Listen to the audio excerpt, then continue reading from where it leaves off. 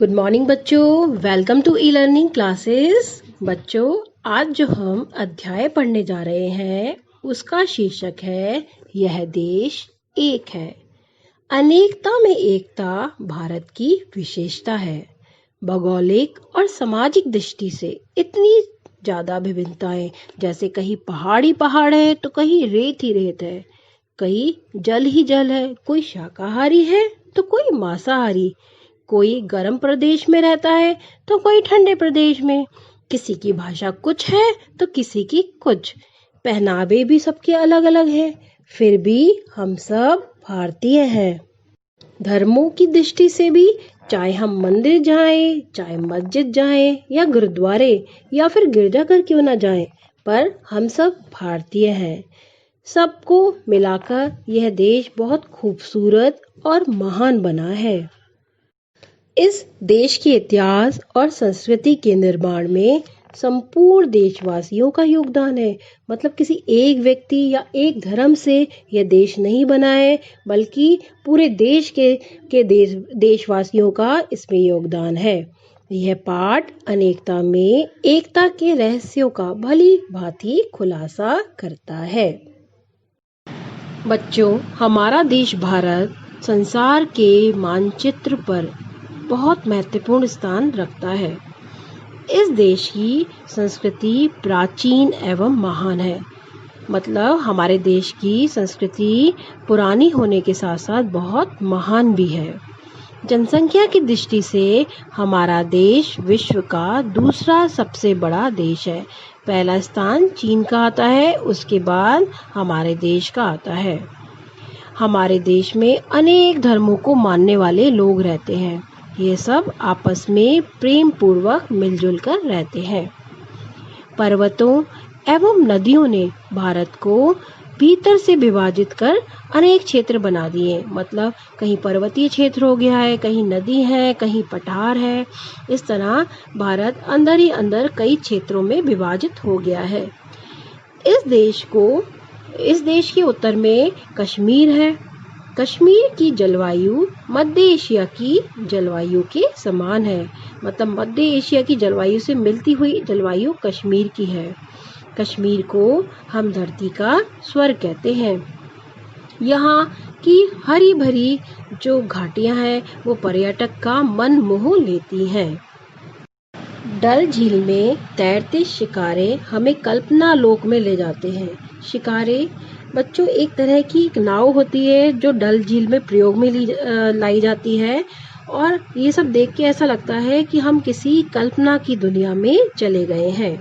शालीमार और निशात बाग अपने अनुपम सौंदर्य के लिए विश्व भर में प्रसिद्ध है। मतलब इतना सुंदर है ये कि विश्व में इसका महत्वपूर्ण स्थान है।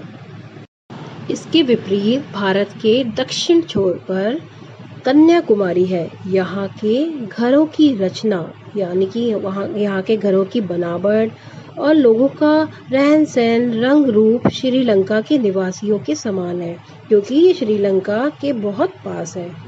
इस प्रकार भारत के दोनों छोरों की जलवायु में पर्याप्त अंतर है।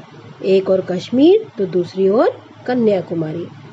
जलवायु के इस अंतर के कारण लोगों के रहन सहन, वेशभूषा, खान पान में भी अंतर आ गया है। पहाड़ी एवं रेगिस्तानी क्षेत्रों के लोगों को बहुत परिश्रम करना पड़ता है। फलतः वे साहसी एवं निडर होते हैं। जलवायु का प्रभाव वेशभूषा पर भी पड़ता है। जैसे पर्वतीय लोगों में अधिक ठंड पड़ती है तो यहाँ के निवासी ऊनी वस्त्रों का प्रयोग करते हैं। समुद्र तट के निकट बसे लोगों को ऊनी वस्त्रों की आवश्यकता नहीं पड़ती है। इसी प्रकार खान पान में भी काफ़ी अंतर होता है। समुद्र तटीय इलाकों में मछली चावल उनका प्रिय भोजन होता है, तो उत्तरी भारत में दाल रोटी चावल और सब्जी बड़े चाव के साथ खाई जाती है। भारत में अनेक भाषाएं बोली जाती हैं। हिंदी अधिकांश भारतीयों की भाषा है, अतः इसे राष्ट्रीय भाषा स्वीकार किया गया है। यही एक भाषा है जो सारे भारत को एकता के सूत्र में बांधकर रखती है। भारत में अनेकता में एकता छिपी हुई है। देखा जाए तो ये जितनी भी भिन्नताएं हैं सब ऊपरी हैं। विभिन्नताओं में एकता भारत की विशेषता है। भारत विश्व का एक ऐसा देश है यहाँ के निवासी धर्म, संप्रदाय, रीति रिवाज, रहन सहन आदि के भेदों को भुला के देश की एकता में विश्वास रखते हैं। मतलब हम चाहे किसी भी धर्म के क्यों ना हो, हम भारतवासी हैं। हम चाहे कितनी भी अलग अलग भाषाएं क्यों ना बोलें, किंतु इन भाषाओं के भीतर बहने वाली विचारधारा समान है। एक ही विषय को लेकर लेखकों ने अपनी अपनी भाषा में साहित्य की रचना की है। हमारी एकता के उदाहरण है जैसे कि हमारे धार्मिक स्थल। बच्चों, हम उत्तर तथा दक्षिण कहीं भी चले जाएं, जगह जगह सभी मंदिर एक जैसे दिखाई देंगे। मंदिरों की बनावट, वहाँ की मूर्तियों में काफी समानता दिखाई देगी। इसी प्रकार मस्जिद, गुरुद्वारे, चर्च भी सभी भारत में एक ही प्रकार से दिखाई देंगे और पूजा पाठ की विधियां भी एक जैसी ही होंगी या उनमें काफी समानताएं होंगी।